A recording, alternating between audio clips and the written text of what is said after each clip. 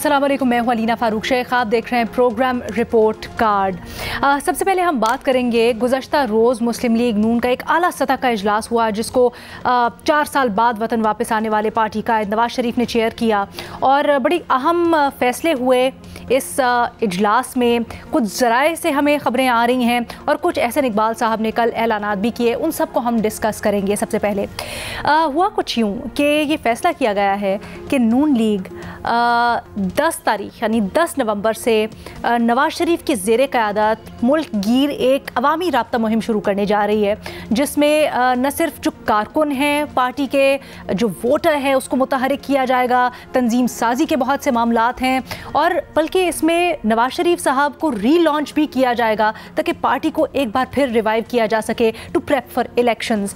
अब नवाज शरीफ साहब को 10 तारीख से ये जो मुहिम होगी, इससे इलेक्शंस तक बहुत सारे चैलेंजेस का सामना है, और उनकी पार्टी को ख़ास तौर पर, जिसमें न सिर्फ पार्टी की तंजीम साजी, कारकुनान को मनाना, बहुत सी खबरें हमने सुनी जिसमें नाराज़गियाँ भी हैं, सीनियर लीडरशिप भी बहुत नाला हैं, उनको साथ लेके चलना, जो अपनी पार्लिमानी पार्टी है उसको तश्कील देना, कारकुनों को दोबारा से मुतहरिक करना, बल्कि सबसे बड़ा चैलेंज ये भी उनके सामने होगा कि इंतखाबी बयानियाँ वो क्या लेके जाते हैं अपने वोटर सपोर्टर के पास, वो भी देखना पड़ेगा नवाज शरीफ साहब और ऑब्वियसली पार्टी की सीनियर लीडरशिप जो उनके साथ साथ होगी उसको। इसके अलावा एक बहुत बड़ी एलिगेशन जो कि मुस्लिम लीग नून के ऊपर लग रही है, वो ये है कि मुस्लिम लीग नून के अलावा तमाम पार्टीज़ के लिए लेवल प्लेइंग फील्ड नहीं है। अब इस एलिगेशन को भी मुस्लिम लीग नून ने एड्रेस करना है। कल एहसन इकबाल साहब ने गुफ्तगू करते हुए ये तो कहा कि नवाज शरीफ की वापसी से मुस्लिम लीग नून की लेवल प्लेइंग फील्ड वापस हो रही है। पीपल्स पार्टी को तो खुश होना चाहिए कि तमाम जमातों को लेवल प्लेइंग फील्ड मिल रही है, लेकिन पीपल्स पार्टी समेत तमाम जमातों के जो खदशात हैं वो अपनी अपनी जगह वहीं पर हैं, बल्कि पहले से ज़्यादा उनमें ताकत आ गई है। और ये भी कहा जा रहा है कि जो एहसन इकबाल साहब ने अब नवाज शरीफ की वापसी से लेवल प्लेइंग फील्ड की बात की है, तो minus chairman Tehreek Insaf level playing field क्यों उनको नज़र आ रही है, ये भी अपनी जगह बहरहाल एक बड़ा सवाल है। तमाम तर मामले को डिस्कस करेंगे। नून लीग को किन चैलेंजेस का सामना हो सकता है और होगा, अपने तज्जियाकारों के सामने हमने ये सवाल रखा है। इस डिस्कशन के लिए हमें ज्वाइन कर रहे हैं सुहेल वड़ायत साहब, इरशाद भट्टी साहब, महमद सरफराज साहिबा और शहजाद इकबाल साहब भी हमारे साथ मौजूद हैं।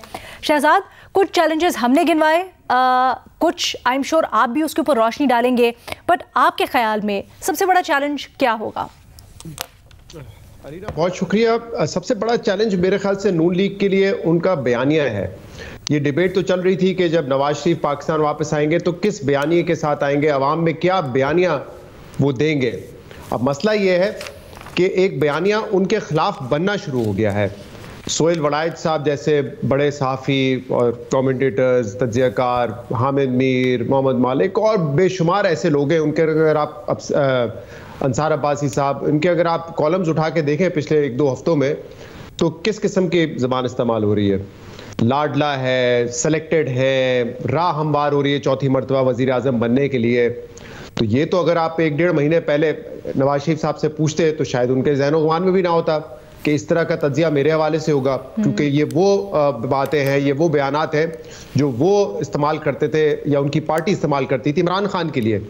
अब जैसे ही वो लैंड हुए हैं, उनके खिलाफ केसेस जो थे वो जिस तेज़ी से उनको रिलीफ मिलना शुरू हो गया है, तो तमाम तज्जियाकार यही बात कर रहे हैं कि अब उनके लिए लेवल प्लेइंग फील्ड क्या, बल्कि उनके लिए तो अब एक माहौल को साजगार बनाया जा रहा है, राह हमवार की जा रही है। और मैंने इन लोगों का नाम इसलिए लिया, ये बड़े जो सहाफ़ी है, क्योंकि चले जब आपके मुखालफीन बात करते हैं वो तो आपको अटैक करेंगे जहाँ पे भी उनको मौका मिलेगा, लेकिन मीडिया में जब वास्ट मेजॉरिटी आपके खिलाफ ये ओपिनियन रखती हो कि अब आप सेलेक्टेड होके आ रहे हैं, तो मेरे ख्याल से ये नून लीग के लिए एक बड़ा लम्हा फिक्रिया है।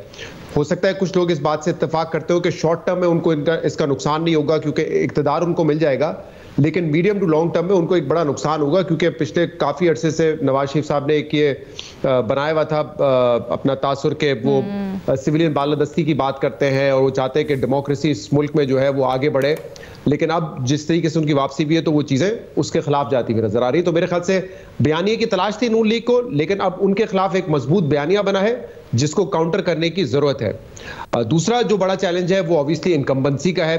आमतौर पे एक हुकूमत जब होती है वो चली जाती है, फौरी तौर पे इलेक्शन हो जाते हैं, तो उसका मलबा जितना भी होता है वो इनकम्बेंसी उनको उठानी पड़ती है। लेकिन तहरीक इंसाफ को ये एडवांटेज मिल गया कि 16 महीने उनकी हुकूमत नहीं थी, पीडीएम हुकूमत आई, बड़े टॉल क्लेम्स करके आई थी कि हम महंगाई खत्म करेंगे, महंगाई मुकाओ मार्च किया उन्होंने और आए, लेकिन अनप्रेसिडेंटेड महंगाई हुई है, बेरोजगारी में बहुत इजाफा हुआ है, बहुत सारे आपका जो ब्रेन ड्रेन हुआ है, जो मुल्क से लोग छोड़ के गए हैं, और इसके अलावा मईशत में जो सुस्त रफ्तारी नजर आई है, डॉलर आपका बेकाबू हो गया, आपको इंपोर्ट्स बैन करने पड़े, इंडस्ट्री बड़ी मुतासिर हुई। तो किस तरीके से आप रिवाइज करेंगे? और जब ये नून लीग ये बयानिया बेचती है कि 2017 में तो नवाज शरीफ देखे कितना अच्छा पाकिस्तान छोड़ के गए थे, तो सवाल ये उठता है कि शहबाज शरीफ साहब की जो टीम थी मोस्ट लाइकली वो टीम आपकी होगी, तो जब वो टीम डिलीवर नहीं कर सकी तो फिर आप उसी टीम के साथ कैसे डिलीवर करेंगे?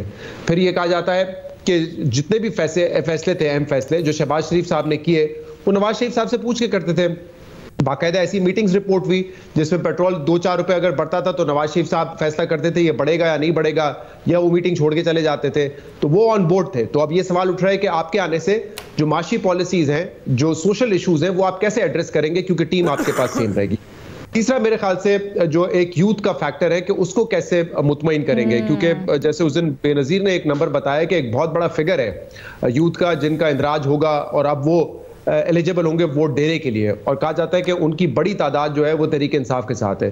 तो उनको कैसे कायल करेगी नून लीग, कैसे अपनी तरफ लेकर आएगी? क्योंकि अगर तमाम पार्टीज फोकस यही करती है कि अपना वोटर उनके साथ रहे, और उसमें अभी मैं ये नहीं बात कर रहा हूं कि लेवल प्लेइंग फील्ड होगी या नहीं होगी, उसमें अगर यूथ की वजह से पीटीआई का वोट बैंक बढ़ रहा है तो फिर वो मेरे ख्याल से एक बहुत बड़ा चैलेंज होगा।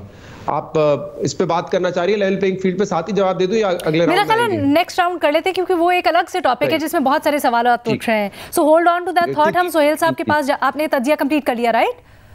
जी। बस हम सोहेल साहब की राय पहले जानते हैं। सोहेल साहब, ये जो मामला है, बहुत से चैलेंजेस कुछ शहजाद ने भी गिनवाए, आपके ख्याल में सबसे बड़ा क्या होगा? मेरा ख्याल है 2 बड़े चैलेंज हैं उनके लिए। नंबर 1 चैलेंज तो जाहिर है इकॉनमी है, और वो पूरी रियासत का चैलेंज है इस वक्त बना हुआ। तो जाहिर है जो एक बंदा इक़्तिदार में आएगा उसके लिए भी ये चैलेंज है। और दूसरा है सियासी चैलेंज। प्रॉब्लम यह है कि नवाज शरीफ एक कटे फटे पाकिस्तान में वापस आए हैं जिसमें नफरतें और खलीज इस कदर बड़ी हुई है कि कोई एक दूसरे को बर्दाश्त करने को तैयार नहीं है।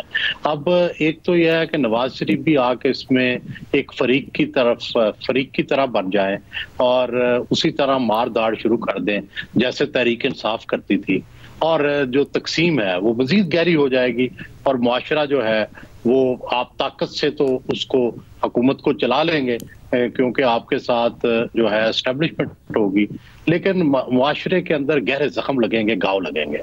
दूसरा रास्ता यह है कि क्या वो सियासी मसालियत या पीटीआई को भी कोई रास्ता देंगे, तो मेरा ये ख्याल है कि ये रास्ता देना ही मुल्क को आगे चलाने के लिए बेहतर होगा।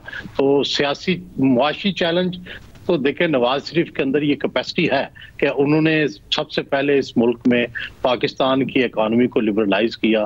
अभी इंडिया में भी नहीं हुई थी, मनमोहन सिंह ने बाद में की, नवाज शरीफ ने पहले की, ये उनको क्रेडिट है। मोटरवेज उन्होंने बनाई, उन्होंने बिजली के कारखाने लगाए। पाकिस्तान की इकॉनमी जब पिछले दौर में था उनका, तो उस वक्त डॉलर को उन्होंने बड़ा होल्ड रखा। तो उनके यहाँ ये कैपेसिटी मिलती है, वो मईशत को बेहतर कर सकते हैं।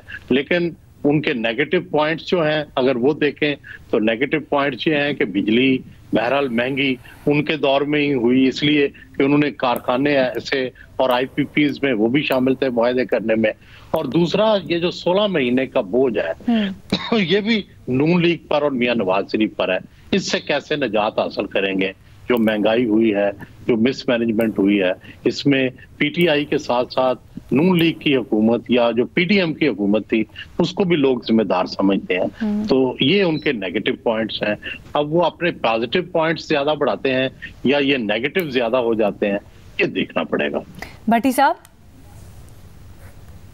मैडम शेख, आपके सवाल को 2 हिस्सों में तकसीम किया जा सकता है। एक हिस्सा है कि इक़्तिदार तक पहुंचने तक के चैलेंज जी, और एक है इक़्तिदार में बाद के चैलेंज। 2 मैडम शेख इसके हिस्से हैं, एक इक़्तिदार तक पहुंचने तक और दूसरा इक़्तिदार के बाद। तो हम बात करते हैं आज इक़्तिदार तक पहुंचने तक। आज को मैडम शेख देखें, इस वक्त की तक की सूरत हाल को देखें, अगर कोई अनहोनी ना हो जाए, अगर कोई मोजज़ा करामत ना हो जाए, तो मुस्लिम लीग मतलब मेरे महबूब कायद को कोई चैलेंज नहीं रहा इस वक्त। सब चैलेंज मतलब सब पुलसरात वो अबूर कर चुके हैं। कैसे? इमरान हुकूमत गिराना, इमरान खान को फारग करना कर दिया, लाडले का स्टेटस वापस लेना मिल गया, लाडलेपन का मुकाबला जीत लिया, भुट्टो ज़िया को एक छतरी तले लाकर हुकूमत बना ली, वो बदतरीन थी या बेहतरीन थी इसको छोड़िए, बना ली, अपनी मर्ज़ी के फ़ैसले 16 महीने की हुकूमत में किए, अपनी मर्ज़ी के सारी काम कर लिए। वापसी बड़ा चैलेंज था, वापसी शानदार किस्म की, माजरत के साथ नेल्सन मंडेला से भी बेहतर वापसी हुई। अदालती कानूनी पुलसरात चंद रस्मी कार्रवाइयाँ रह गईं, नाइली सज़ाएँ चंद रस्मी कार्रवाइयाँ रह गईं। इलेक्शन ऐसे लड़ना या इलेक्शन में ऐसे जाना कि अपना मुकाबला खुद से सूरत हाल वही है। वज़ीर आज़म बनना या किसी को बनाना बिल्कुल रास्ता सीधा है, मोटरवे की तरह साफ़ और कोई धुंध नहीं है। मैडम शेख, यहाँ बयानिए, असूल, मंतक, इखलाकियात, जमहूरी रवायात, मंशूर, वोट की इज्जत, ये कोई मानी नहीं रखते इक़्तिदारी सियासत में। जो चैलेंज थे, जो पुलसरात थे, वो सारे अबूर कर लिए। यहाँ होती है इक़्तिदार की सियासत। चैलेंज वो होते हैं जो इक़्तिदार की राह में रुकावट बने। यहाँ की सियासत को देखकर कोई रुकावट नहीं रही। और मैडम शेख, मैं महबूब कायद अपने नवाज शरीफ साहब को इसलिए भी ज़्यादा मुबारकबाद देना चाहूँगा, इसलिए भी मैं ज़्यादा कायल हो गया हूँ कि सियासत में वो इर्रेलिवेंट हुए, रह कर भी, गैर मकबूलियत की इंतहाओं को छू कर भी, बयानिया लेस और परफॉर्मेंस लेस होकर भी, इखलाकी बर्तरी लेस होकर भी, इलेक्शन या सिलेक्शन के चक्रों से बालातर होकर उन्होंने ये सारे चैलेंज अबूर किए हैं। और मतलब अगर इसको करें तो बड़े चैलेंज क्या थे? वापसी हो गई, सजाएं नायली ख़त्म होने वाली हैं, लेवल प्लेइंग फील्ड उनके पास है, इलेक्शन उन्होंने एक रस्मी कार्रवाई है, वजारत उज़्मा उनके हाथ में है। तो 3 मरतबा के, आखिरी बात, 3 मरतबा के मेरे वज़ीर आज़म 35 साल से सियासत में मौजूद मेरे महबूब कायद, 74 साल की उम्र में मेरे महबूब कायद री लॉन्च हो रहे हैं, दोबारा से री लॉन्च। ये मौका मिले कदी कदी, इतनी खुश नसीबी किसी और को क्या। तो किस्मत के धनी मेरे महबूब कायद की वापसी हो चुकी है, इक़्तिदार की राह पर जा चुके हैं। बाकी चंद ये मामूली गिले शिकवे हैं, मामूली रुकावटें हैं, रस्मी कार्रवाइयाँ ये ख़त्म हो जाएंगी। कोई चैलेंज नहीं है इस वक्त उनको वज़ीर आज़म बनने तक। ओके मेमल, आप अग्री करती हैं भट्टी साहब से या मुख्तलिफ राय? देखिए रीना, इस वक्त तो बज़ाहिर यही लग रहा है कि अगली हुकूमत जो है वो नून लीग की होगी। तो मैं जो है, जो उनके लिए, मुस्लिम लीग नून के लिए सबसे बड़ा चैलेंज होगा वो हुकूमत में आने के बाद होगा। और सबसे बड़ा चैलेंज उनके लिए तो इकोनॉमी का है, लेकिन वो इंटरकनेक्टेड है इलेक्शंस की लेजिटिमेसी के साथ।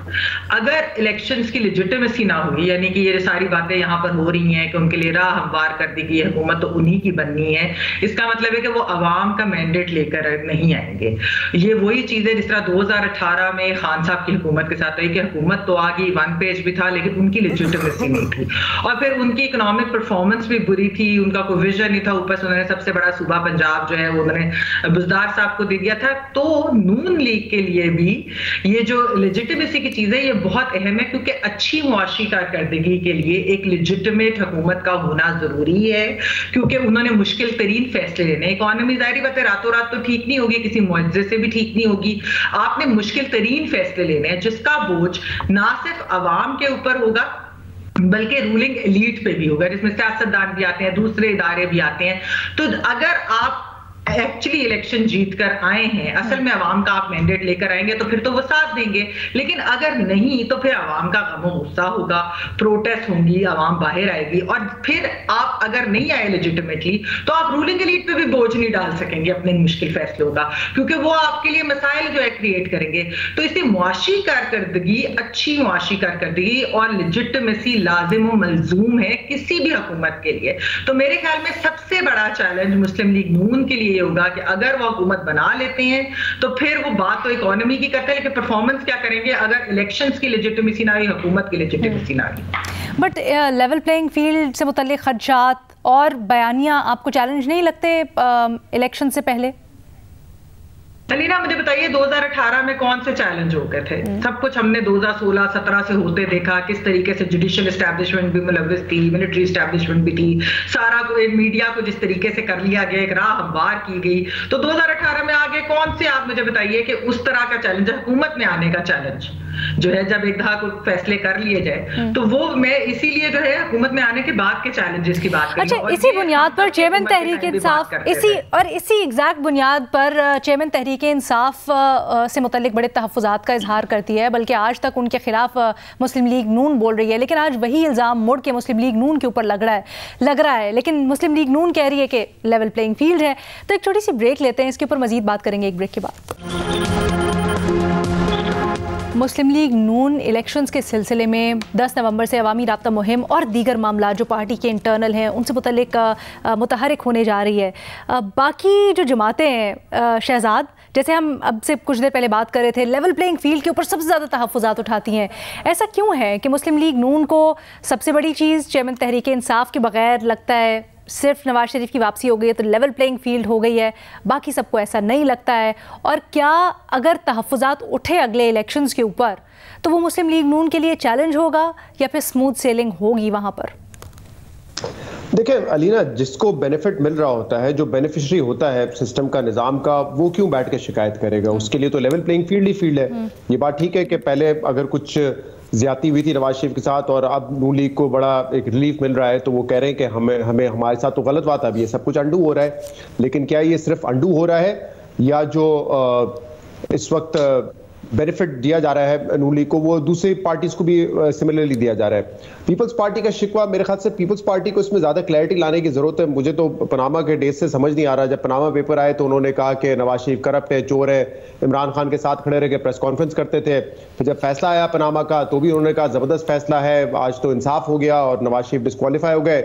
लेकिन फिर उन्हीं के साथ जब हुकूमत में बैठे तो ये कहते रहे कि नवाज शरीफ के साथ ज्यादती हुई है, और अगर ज्यादती हुई है और अब उनको वापस लाया जा रहा है तो फिर एतराज क्यों है? फिर वो एतराज भी कर रहे हैं। तो मुझे तो पीपल्स पार्टी की इसमें समझ नहीं आ रही कि उनकी थ्योरी क्या है इस पर। दूसरा, उनके साथ क्या ज्यादती हो रही है, लेवल प्लेइंग फील्ड उनको क्यों नहीं मिल रही, वजाहत करें। एक बात वो ये कहते हैं कि डेवलपमेंट का काम हमारे सूबों में रुक गया, बाकी सूबों में जारी है, और दूसरा ट्रांसफर पोस्टिंग हमारे सूबों में की गई है, बाकी नहीं की गई। ये एक एतराज उनका सामने आया है। लेकिन अभी तक मैंने ऐसा नहीं देखा कि पीपल्स पार्टी कोई जलसा करना चाहती हो, उनको मना कर दिया हो, पीपल्स पार्टी के किसी रहनुमा को फोर्स करके किसी और पार्टी में डाला जा रहा हो। हाँ, एक उनका एतराज ये है कि कुछ लोग हमारी पार्टी में शामिल होना चाह रहे थे, लेकिन क्योंकि आपने वहां पे पीटीआई पार्लियामेंटेरियन बना दी और फिर पंजाब में एक और पार्टी बन गई इस्तेकाम पाकिस्तान पार्टी, इसलिए हमें उसका बेनिफिट नहीं मिला। लेकिन other than that Peoples Party has to explain कि वो क्यों कह रहे हैं कि क्या उनके साथ कोई ज्यादती हो रही है तो किस तरीके से हो रही है।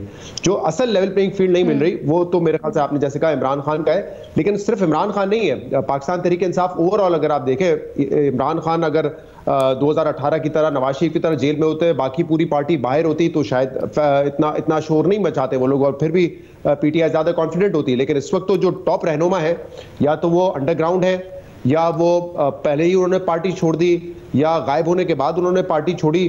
तो वो तो इस वक्त अगर आप देखें सिर्फ पीटीआई के लिए चैलेंज ये नहीं कि उनका लीडर इस वक्त जेल में, पीटीआई की जो टॉप लीडरशिप थी वही इस वक्त गायब है। तो कौन बयानियां बनाएगा, कौन जलसे करेगा, कौन लोगों को मोबिलाइज करेगा? वर्कर्स की सतह पे वो कह रहे हैं कि बहुत सारे लोग हमारे अभी तक गायब है, अंडरग्राउंड है, वो भी बाहर नहीं आ रहे। बट वो कहते हैं ना 9 मई के एक ऐसा जुर्म था जिसकी सजा भुगते बगैर नहीं पाकिस्तान तहरीक इंसाफ को उस तरह से एक्सेप्ट किया जा सकता। अलीना, ये तो मेरे ख्याल से डे वन से हम सब यही कह रहे हैं कि 9 मई के अंदर जो मुलविस थे उनको आपने जरूर उनका एहतसाब करना है, उनको सजा मिलनी चाहिए। लेकिन जो पार्टी छोड़ के जा रहा है वो तो बरी हो रहा है उससे। परवेज खटक साहब नैब केसेस से बरी हो गए, वो प्रेसिडेंट थे केपी में, तो जो कुछ हुआ क्या उनकी जिम्मेदारी नहीं थी? बट क्योंकि उन्होंने पार्टी बना ली है तो उनके खिलाफ कोई एक्शन नहीं है। महमूद खान, अभी ये फारूक हबीब साहब के तो अभी पिछले महीने तक आप ट्वीट्स वगैरह चेक करें, वो शाना बशाना खड़े हुए थे पाकिस्तान तहरीक इंसाफ के मंशूर के साथ, इमरान खान के साथ। उन्होंने प्रेस टॉक टाइप चीज की थी उससे पहले, इस वाली से पहले पार्टी छोटी। मेरे ख्याल से ये जो 9 मई के जो लोग हैं उनके खिलाफ तो केसेस चल रहा है ना, 102 उसमें मिलिट्री कोर्ट में थे, अब शायद उनका ट्रायल मिलिट्री कोर्ट में नहीं होगा, बाकी के ऊपर भी केसेस है। लेकिन जो सियासी शख्सियात हैं इतनी सारी, वो जब पार्टी में रहेंगे तो मुश्किलात होंगी, पार्टी छोड़ देंगे तो मुश्किलात खत्म हो जाएगी उनके लिए। अच्छा, क्विकली शहजाद, एक सुहेल वड़ायत साहब ने बड़ी दिलचस्प चीज़ नुक्ते की तरफ निशानदेही की। उन्होंने कहा कि पहले भी नवाज शरीफ माशी इस्तेहकाम ला चुके हैं, 2017 से पहले उन्होंने करके दिखाया और अब वो दोबारा ये सलाहियत रखते हैं कि वो कर सकते हैं। इसको कैसे एनालाइज करेंगे? क्या नवाज फैक्टर डिफरेंस क्रिएट कर सकता है, क्योंकि टीम तो वही है? देखिए, टीम वही है, इसलिए मुझे नहीं लगता कि बहुत ज्यादा कोई फर्क आएगा और माहौल इस वक्त बहुत बदल चुका है। 2013 में भी जब नवाज शरीफ आए थे बहुत सारी चीजें मैनेजेबल थी। करंट अकाउंट खसारा $2.5 बिलियन का था, जब छोड़ के गए थे तो $20 बिलियन का था। उस वक्त पाकिस्तान डॉलर का मोहताज नहीं हो रहा था। आज हर इंडिकेटर पे अगर आप देखेंगे ना तो पानी सर के ऊपर से गुजर चुका है। अब हालात ये है कि आपको कोई मुल्क कर्जा देने के लिए तैयार नहीं होता। बड़ी मुश्किल से आपको आखिरी बेल आउट किया है चाइना और सऊदी अरब ने। हर साल वो ये आपके लिए नहीं करेंगे। तो इकोनॉमिक इंडिकेटर्स आपके बहुत वर्सन हो चुके हैं। आप मजीद कर्जा नहीं ले सकते क्योंकि हर हुकूमत आई, कर्जा बढ़ाती चली गई। तो बहुत बड़ा चैलेंज होगा। आपका रेवेन्यू है, टैक्स रेवेन्यू, उतना आपका एक्सपेंडिचर, उतना आपकी सूद की अदायगी है सिर्फ। तो इस तरह की सिचुएशन में और आते साथ IMF में जाना, फिर जो पावर प्लांट्स का जिक्र किया सुहेल वड़ायत साहब ने कि उनके जो सर्कुलर डेट है वो 2,500 अरब का हो गया है। 2100-2200 अरब रुपए आपके गैस का सर्कुलर डेट हो गया है। आपके तमाम जो सरकारी इदारे थे, जो पब्लिक सेक्टर एंटरप्राइजेस हैं, वो तबाह बर्बाद हो चुकी हैं। वो 1000 अरब रुपए की ब्लीडिंग है। अकेला नवाज फैक्टर किस तरह से डिलीवर कर पाएगा, ये बहुत मुश्किल होगा। टीम यही होगी ना, इसाक डार होंगे, एहसन इकबाल होंगे, यही टीम है। बिल्कुल, आपका पॉइंट आ गया शहजाद। बातें की और जो कारकर्दगी दिखाई वो हमारे सामने है। आपका पॉइंट आ गया शहजाद। सुहेल वड़ायत साहब, ये जो अभी हम बात करें सबको साथ बिठा के इफ़हाम व तफ़हीम करने का, आगे लेके चलने का, बात करने का, इसका आपको किस हद तक इम्कान लगता है कि नवाज शरीफ साहब ये कर सकते हैं? देखिए, गुजारिश ये है कि इसके अलावा कोई पाकिस्तान को आगे ले जाने का रास्ता है नहीं। हमने लड़ के, एक दूसरे को जेलों में भर के, एक दूसरे के खिलाफ नफरत करके, एहतसाब का पिछले 75 साल से जो है साइकिल चलाकर हमने जितना पाकिस्तान को फायदा पहुंचा लिया है वो सबके सामने है। तो अब बेहतर है, देखें पाकिस्तान में जितनी भी पॉजिटिव चीजें हुई हैं वो हमेशा इत्तफाक राय से, और जब आप टेबल पर बैठे हैं और आपने मुज़ाकरात किए हुए हैं। पाकिस्तान में वाहिद मुत्तफिका दस्तावेज जो है 1973 का आइन है। वो क्या है कि सब पॉलिटिकल पार्टीज ने बैठ के तय किया कि पाकिस्तान सर, क्या ये चेयरमैन तहरीक इंसाफ और पाकिस्तान तहरीक इंसाफ के बगैर मुमकिन होगा? मेरी गुजारिश सुन ले। इसी तरह चार्टर ऑफ डेमोक्रेसी है, 2 राइवल जमातों ने बैठ के उसको तय किया और उससे बड़ा फायदा हुआ। तीसरी बात यह है कि अब क्या तहरीक इंसाफ के साथ भी इसी तरह का चार्टर होना चाहिए? यस, मेरा ये ख्याल है। हम तो जाके इमरान खान साहब से भी 9 मई से पहले उनसे ये गुजारिश करते रहे हैं कि जो सारी पाकिस्तान की सियासी जमातें हैं इनको मुआशी और सियासी चार्टर जो है इस पर इत्तेफाक करना चाहिए, ताकि PTI को भी उसके हकूक मिले और जो हुकूमत हो उसको भी हकूक मिले। ना धरने हो एक दूसरे के खिलाफ, ना लॉन्ग मार्च हो, ना एस्टेब्लिशमेंट से साजबाज हो। ये जब तक आप नहीं करेंगे ना कोई हुकूमत काम कर सकेगी, ना इकॉनमी ठीक होगी, ना सियासी इस्तेकाम आएगा, क्योंकि ये सब चीजें जुड़ी हुई हैं। दुनिया भर में जहां भी सियासी इस्तेकाम आता है उसके साथ मुआशी इस्तेकाम आता है। लेकिन एहसन इकबाल साहब कह रहे हैं, ठीक है मेमन, लेकिन एहसन इकबाल साहब कह रहे हैं कि अब तो लेवल प्लेइंग फील्ड हो रही है नवाज शरीफ साहब की वापसी से, बाकी सब कुछ वो खातिर में नहीं रख रहे हैं। देखिए लीना, लेवल प्लेइंग फील्ड जो है ना, इसके ऊपर एक बहुत बड़ी लंबी डिबेट हो सकती है, लेकिन हमें ये जरूर याद रखना चाहिए। अभी सुहेल साहब ने चार्टर ऑफ डेमोक्रेसी का जिक्र किया। इस चार्टर ऑफ डेमोक्रेसी के डर से एक पूरी चलती फिरती जमहूरियत के सिस्टम को, निजाम को उखाड़ दिया गया।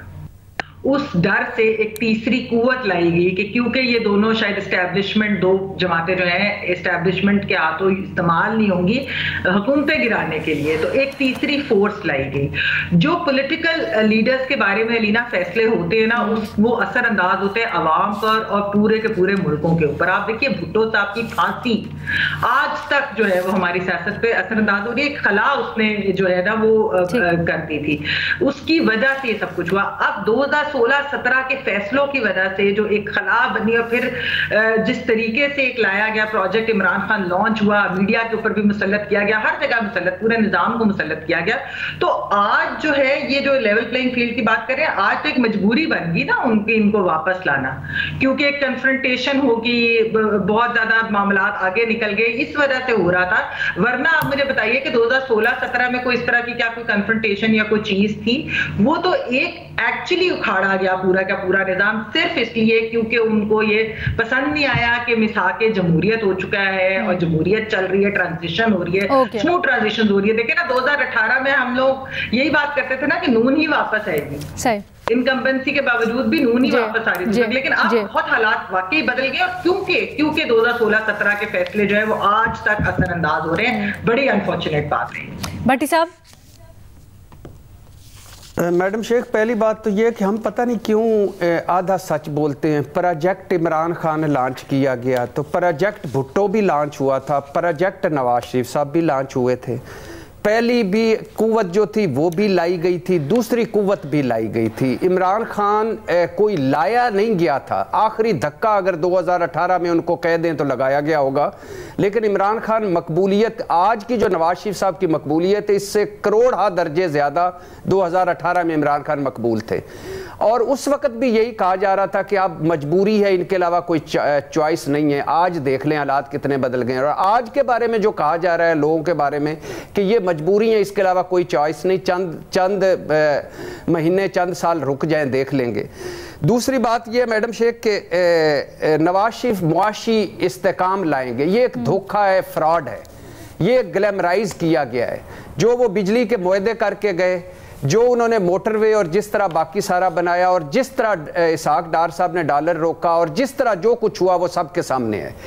और फिर सिवाय मियां मोहम्मद नवाज शरीफ साहब के सारे 16 महीने की हुकूमत में थे, कितनी बुरी तरह एक्सपोज हो गए। तीसरी बात यह मैडम शेख के आज आपको पक्का यकीन हो जाना चाहिए, जो ना माने उसकी मर्जी है, कि कल जब इमरान खान की हुकूमत थी, 3.5 साल ये PDM चला रही थी, क्या असली थे वदिया जमहूरियत, सिविलियन बालादस्ती, सिलेक्शन का खत्म करें, खेल इलेक्शन शुरू करें, और क्या इस्टेब्लिशमेंट सियासत से दूर रहे, क्या वोट को इज्जत दो। आज सारी मुंह पे पड़ी हुई हैं और सारे मेंगड़े मुंह में पड़ी हुई, उस तरफ बात ही नहीं करता। हमारा हर तीसरा जुमला 2018 में चला जाता है। 2018 आने के वक्त गुजरने दे, आपको मासूम लगेगा। मेरी बात सुन लीजिए, मैं नहीं बोला प्लीज। 2018 आपको मासूम लगेगा, 2018 आपको अभी चंद हफ्ते और गुजरने दे। पॉइंट्स लेना साथ साथ आप बेहतर आंसर कर सकेंगे उसको दरमियान में। जी जी, आखिरी बात मैडम शेख कि ये है ना कि मिलकर बैठना चाहिए, बिल्कुल जरूर मिलकर बैठना चाहिए, सारे स्टेक होल्डर्स को मिलकर बैठना चाहिए। लेकिन क्या मिलकर बैठेंगे? इस वक्त इमरान खान मिलकर बैठेंगे? बिल्कुल भी नहीं। वो तो उनके वकला बता रहे हैं कि वो खुद को समझ रहे हैं कि हर गुजरे दिन के साथ मैं रेलिवेंट होता जा रहा हूँ, बाकी सारे इररेलिवेंट होते जा रहे हैं और इनकलाब आएगा। क्या ये नवाज शरीफ साहब और मसलन मुस्लिम लीग नून और PP बैठेगी? क्यों बैठेगी? नहीं बैठेगी। आज इमरान खान के साथ क्यों वो बैठेंगे जब इमरान खान के पास कोई बार्गेनिंग चिप नहीं है? क्या इनको मुल्क की है? बिल्कुल मुल्क की फिक्र नहीं। क्या इनको हमारी खुशहाली की फिक्र है? बिल्कुल नहीं। इनको इक्तदार की फिक्र है, बदले की आग है, इक्तदार की जंग है, और 2018 को रिपीट करने की ख्वाहिश है। तो कोई भी नहीं बैठेगा जब तक सारे बराबर पे नहीं आ जाएंगे, तब तक नहीं बैठेंगे। अच्छा चले, मैं अपना सवाल जरा होल्ड करती हूँ। महमल कुछ उसका कहना चाह रही थी, आपसे सवाल करना चाह रही थी। नहीं अलीना, मैं उनसे सवाल नहीं करना चाहती। मैं वैसे कह रही थी कि एक हाइब्रिड जो हमें देन दी गई 2018 में, और अब उसकी वजह से इतनी मुश्किलात होगी। और खान साहब से बार बार कहा कि आप बैठ जाए साथ। हर कोई साहब सुहेल साहब भी बता रहे हैं, वैसे भी उनकी अपनी पार्टी के लोगों ने भी कहा, उन्होंने कहा मैंने चोरों लुटेरों के साथ नहीं बैठना, मैं दहशतगर्दों के साथ बैठूंगा, नेशनलिस्ट के साथ, हर एक के साथ बैठूंगा, इनके साथ नहीं बैठना। वो एक ऐसी बंद गली में लिया है कि वो जो है उसके बाद आपने ना इलेक्शन की डेट मानी, ना आपने कुछ माना, इस नहज पर लिया है कि आज जो है है एक हाइब्रिड प्लस की तरफ हम जा रहे हैं, इसको अंडू करने में, जिस तरह चार्टर ऑफ डेमोक्रेसी कितने सालों बाद जब उन्होंने सब कुछ भुगत लिया, उसके बाद वो साइन हुआ था ना दो जमातों के दरमियान, जब वो समझ गए, और उसकी भी चार्टर ऑफ डेमोक्रेसी को भी अंडू करने के लिए इन्होंने फिर ये प्रोजेक्ट इमरान लॉन्च किया था। यह हमें भूलना नहीं चाहिए, उनकी मकबूलियत ऐसी नहीं थी कि 2018 में वो इलेक्शन जीत के वजीर आजम बन सकते थे। ये हमें याद रखना चाहिए। ये अब तो ये बातें सारी सीक्रेट के, अब तो सामने आ गई किस तरीके से फैसले कराए गए, किस तरीके से बाकी सारी चीजें कराई गई। आपका पॉइंट आ गया महमल, एक ब्रेक की इजाजत दीजिएगा, एक छोटी सी ब्रेक लेते हैं, वापस आएंगे दूसरे सवाल के साथ। सुप्रीम कोर्ट में फैज़ाबाद धरना नज़र-ए-सानी केस की समाअत हुई और इससे मुतालिक आपको याद होगा कि हुकूमत ने एक फैक्ट फाइंडिंग कमेटी बनाई थी, 3 रुकनी कमेटी थी, जिसमें एडिशनल सेक्रेटरीज थे वजारत दाखिला और दिफा के और डायरेक्टर ISI थे।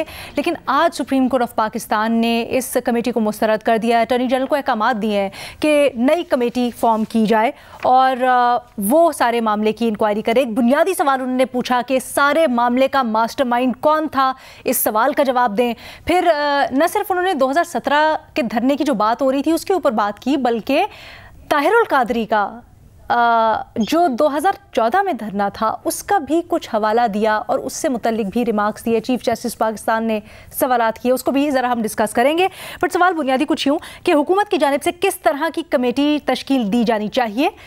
महमल अलीना, जो कमेटी तश्कील देनी चाहिए, आज जो सारा कुछ हुआ है, मैंने कुछ कोर्ट रिपोर्टर से भी बात की तो वो बेसिकली ये कह रहे थे कि हुकूमत की सीरियसनेस नहीं नजर आई, जिसकी वजह से अदालत ने ये रिमार्क पास किए। कमेटी जो है वो इंक्वायरी कमीशन एक्ट 2017 के तहत जो है वो बननी चाहिए, क्योंकि उनके पास जो है वो एक पावर होती है, एक लीगली बाइंडिंग भी होती है। वो अगर किसी को बुलाते हैं तो वो फिर आ भी सकते हैं और वो इस सारी चीज का जो है वो कर सकते हैं। तो इंक्वायरी कमीशन जो है मेरे ख्याल में हुकूमत को वो बनानी चाहिए, क्योंकि फैक्ट फाइंडिंग मिशन के अंदर सीरियसनेस नहीं है। दूसरा जो बात ये कर रहे हैं कि एक्चुअली अदालत के जो रिमार्क्स हैं उससे जो एक बात बहुत क्लियर है कि मास्टरमाइंड जो कि बज़ाहिर जनरल फैज लगते हैं तो उनके खिलाफ फिर जो है कोई ट्रायल होना चाहिए जब एक इंक्वायरी कमीशन की रिपोर्ट आ जाए, जो जो चीजें सामने आए। और वैसे भी आपने फैसला तो आपको पता ही है, वो भी चीफ जस्टिस साहब का ही था, तो उसके अंदर काफी चीजें बहुत वाज़ेह और बहुत क्लियर थी, लेकिन उसकी इम्प्लीमेंटेशन नहीं हुई थी। अच्छा, हैरानकुन तौर पर पिछली समात में अमल दरामद की यकीन दहानी भी करवाई थी और फिर उसके लिए हमने देखा स्टेप्स लेने भी शुरू कर दिए गए थे। कल अबसार आलम साहब जो साबिक चेयरमैन पेमरा हैं, उनका बयान भी सामने आया। भट्टी साहब, आप क्या समझते हैं? जैसे महमल कह रही हैं कि इंक्वायरी कमीशन बनाने की अदालत चाहती है, सो हुकूमत बना देगी, इंटेंट है? और अबसार आलम साहब का जो बयान है उस कितना अहम और कितना वजन है और उसकी रोशनी में क्या हो सकती है कार्रवाई? मैडम शेख, इस वक्त चीफ जस्टिस फ़ाइज़ ईसा काजी साहब हैं, जिन्होंने पहला भी फैसला दिया, और जब वो आए थे तो तवक्को की जा रही थी कि ये केस लगेगा और वो केस लगा। अब अगर फ़ाइज़ ईसा काजी साहब चीफ जस्टिस हैं और फिर भी अगर कोई इस पे फैसला नहीं हो पाता और ये नहीं पता चल पाता कि एक शख्स को इंपोर्ट करके सारे निज़ाम को यरगमाल क्यों बनाया गया, जियोडान को क्यों बंद किया गया, धरना क्यों हुआ, किसके कहने पर हुआ, अगर इसके पीछे कोई है, धरने के दौरान क्या हुआ, धरने के पीछे मुतालबात क्या थे, मकासद क्या थे, और अगर इस पर कोई ट्रुथ कमीशन या इंक्वायरी कमीशन या जुडिशल कमीशन नहीं बनता तो फिर तो मेरा ख्याल है केस बंद हो जाना चाहिए। दूसरी बात ये मैडम शेख कि ये वही धरना है जिसमें वज़ीर आज़म शाहिद खान अब्बासी ने अपने एग्जेक्टिव आर्डर से पेमरा को बाईपास करके सारे चैनल बंद करा दिए थे। और मैडम शेख, जिस मुआहदे पर फैज़ हमीद तब के DGC के दस्तखत थे, उसी मुआहदे पर एहसन इकबाल साहब वज़ीर दाखिला के दस्तखत भी थे। तो ज़रा उनसे भी बुलाकर पूछा जाना चाहिए कि आज तो सिविलियन बालादस्ती सर को चढ़ी हुई है, उस वक़्त आपने ये क्यों नहीं कहा कि ये सिविलियन मामला है, हम खुद हैंडल करेंगे, या कम से कम जब मेरे दस्तखत हैं तो इनके क्यों हैं? तीसरी बात ये मैडम शेख, ये एक शख्स को इंपोर्ट करके सारे निज़ाम को यरगमाल बनाना, ये मेरे ख्याल से अगर मैं गलत नहीं हूँ तो ताहिरुल कादरी साहब की बात हो रही है मैडम शेख जी। आप मुझे बताइए कि ये शख्स क्यों आया? चीफ जस्टिस साहब को इसकी तरफ भी तवज्जो देनी चाहिए कि ये शख्स क्यों धरने पर मजबूर हुआ। जब आप सिक्योरिटी बैरियर्स हटाने जाएंगे और बंदे मार देंगे, औरतों को मुंह में गोलियां मारेंगे, गुल्लू बट गाड़ियां तोड़ेगा और कहीं भी सुनवाई नहीं होगी, और तो उसके बाद आज तक कहीं भी सुनवाई नहीं हुई, तो क्या करेगा कोई शख्स? और क्या धरने या सड़क पे आने के अलावा क्या ऑप्शन रह जाता है उसके पास जब कहीं भी सुनवाई ना हो? 2.5 साल तो उन्होंने रिपोर्ट पब्लिक नहीं होने दी हुकूमत पंजाब ने। आज भी जो सानिया मॉडल टाउन वाले हैं वो पेशियां भुगत रहे हैं। फिर सर उन्होंने सवाल ये उठाया ना कि ठीक है धरना दिया है, कुछ भी सवाल ये उठता है कि फिर वो वापस चले क्यों गए? अगर वो सियासी तहरीक चलाना चाहते थे तो he should have stayed back and he should have seen it through. वो इसलिए चले गए कि उतने लोग नहीं थे, इसलिए चले गए कि उतने लोग वो निकाल नहीं सके। और वैसे ऑन लाइटर नोट कि ये जो शख्स इंपोर्ट होते हैं कभी कनाडा से कभी इंग्लैंड से, ये बड़े गलत होते हैं, ये अब रुक जाना चाहिए सिलसिला। इंग्लैंड से कौन इंपोर्ट हुआ भट्टी साहब? मैं गया था कोई हफ्ते के लिए, वापस आ गया। अच्छा सर, ओके। अच्छा ये भी बता दें कि खबर क्या है इस सिलसिले में? इस्लामाबाद में क्या गर्दिश कर रही हैं? क्या हुकूमत की इंटेंट है अदालत को मुतमईन करने की? नहीं मैडम शेख, एक तो मुझे वजारत दिफा, IB, intelligence agency, Tehreek Insaf, Sheikh Rashid, Ijazul हक, पैमरा, इनको देख के मुझे वो क्या कहते हैं किस्मत के वो कारमा याद आता है कि इनको क्या पता था कि जो हम नजर सानी करेंगे तो आगे सुनेंगे फायज़ ईसा काजी साहब। तो लेकिन मुझे लग रहा है मैडम शेख जो खबरें हैं कि इस पे कोई ना कोई कमीशन बनेगा और इसकी तहकीकात होंगी, ये मामला ऐसे नहीं छोड़ा जाएगा। ओके सुहेल साहब, क्या हुकूमत मुतमईन कर पाएगी अदालत को? मेरा ख्याल है कि इस वक्त जो जस्टिस काजी फायज ईसा है उनका जो है उनका मामला जस्टिस बंदियाल से मुख्तलिफ नजर आ रहा है, क्योंकि जस्टिस बंदियाल के तो बहुत सारी चीज़ों को हुकूमत मान नहीं रही थी, एस्टेब्लिशमेंट मान नहीं रही थी। लेकिन मेरा ख्याल है कि जस्टिस काजी फायज ईसा की जितनी भी चीज़ें हैं, जितने भी मामलात हैं, उनको हुकूमत भी ओबे कर रही है और एस्टेब्लिशमेंट भी। और कोई मुझे ऐसा नहीं लगता कि अगर जस्टिस फायज ईसा कुछ कहेंगे, कोई कमीशन बनाना चाहेंगे या हत्ता कि किसी को सजा भी दे देंगे तो वो इम्प्लीमेंट नहीं होगी। मेरा ख्याल है वो इम्प्लीमेंट हो जाएगी। अच्छा शहजाद, क्या आपको भी यही विल और इंटेंट नजर आती है और फिर उसके सियासी असरात कुछ नहीं नजर आते? सुकून से हो जाएगा सब कुछ या कुछ रेप्रिकॉशंस हो सकते हैं? आई थिंक मेरी ख्वाहिश तो ये है कि अदालतों के जो फैसले हों वो माने जाएं। हमने देखा 90 दिन का इलेक्शन का जो मामला था दोनों सूबों का, वहाँ पे नहीं हुआ। और अब जब ये केस सुने हैं और काजी फायज ईसा साहब को एक कॉस्ट पे करनी पड़ी है ये फैसला जब उन्होंने दिया था, तो मेरी उम्मीद तो यही है कि इंक्वायरी कमीशन एक्ट के तहत ही कमेटी बने और फिर वो इस फैसले पर अमल दरामद करवाए। दो छोटी छोटी बातें ऐड करना चाहूंगा। बड़ी मासूमियत से भट्टी साहब ने कहा, एहसन इकबाल भी साहब भी सिग्नेटरी थे, बातें सिविलियन बालादस्ती की करते हैं।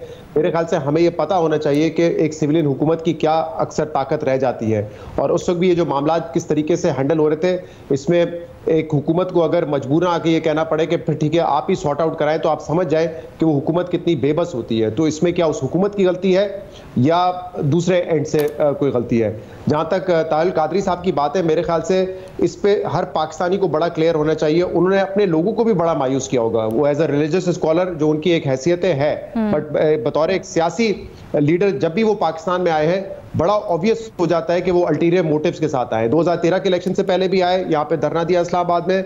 2014 में भी जो हुआ मिनहाजुल कुरान के लोगों के साथ, वो तो बहुत बुरा हुआ। लेकिन भट्टी साहब माजरत के साथ वो जब आए थे तो वो धरना करने ही आए थे। वो लंदन प्लान के बारे में सबको पता है और उस धरने से पहले ये जो कुछ हुआ उनके लोगों के साथ, वो बहुत बड़ी ज्यादती थी। उस पर उनको इंसाफ मिलना चाहिए। लेकिन जब जब कादरी साहब आए हैं वो अल्टीरियर मोटिव्स के साथ आए। हर मर्तबा ये कहते हैं कि मैं आखिरी दफा पाकिस्तान आया हूं, अपना आखिरी मोजा भी लेकर आया हूं, वापस नहीं जाऊंगा। बल्कि पाकिस्तान छोड़ने की बात तो छोड़े आप, 2015 में मैंने उनका इंटरव्यू किया था और मैंने उनसे ये किया था कि आप एक पार्ट टाइम सियासतदान हैं, यहां पर आते हैं वेकेशन के लिए, शोर शराबा करते हैं, फिर चले जाते हैं। तो पाकिस्तान छोड़ के तो गए थे, वो उस शो से भी उठ के चले गए थे। मतलब उसको उनको जवाब देना भी जो है उनके लिए मेरे ख्याल से वहां पे मुश्किल हो गया था। तो मेरे ख्याल से तो बड़ा क्लियर होना चाहिए। लोगों के साथ हमदर्दी आप बिल्कुल करें जिनका नुकसान हुआ, जानी नुकसान हुआ, बट ये और मेरे ख्याल से उन्होंने ठीक फैसला किया कि वो पाकिस्तान की सियासत से बिल्कुल दूर हो गए। वो डिजर्व भी यही करते हैं। ओके ठीक है जी, आज के प्रोग्राम से इतना ही, इजाजत दीजिएगा। अल्लाह हाफिज।